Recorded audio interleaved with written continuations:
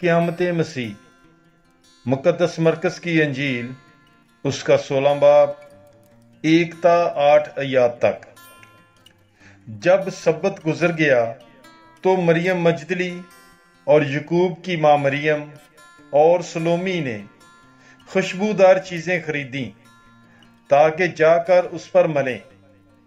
और वो हफ्ते के पहले दिन बहुत सवेरे सूरज निकलते ही कब्र पर आईं और आपस में कहती थीं कि हमारे लिए इस पत्थर को कब्र के मुंह पर से कौन लुढ़काएगा।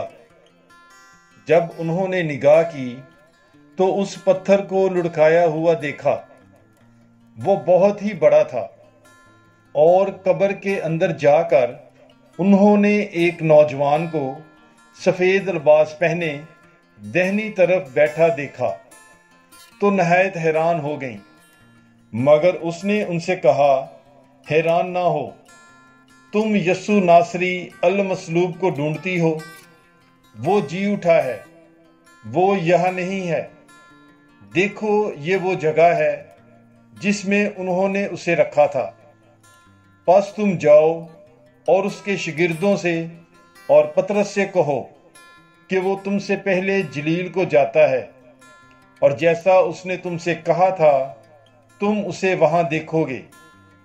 वो निकलकर कब्र से भागी क्योंकि लर्जश और दहशत उन पर छा गई थी और उन्होंने किसी से कुछ ना कहा क्योंकि वो डरती थीं। पाक कलाम के पढ़े और सुने जाने पर खुदावंद की बरकत हो। खुदा का शुक्र हो। God bless you.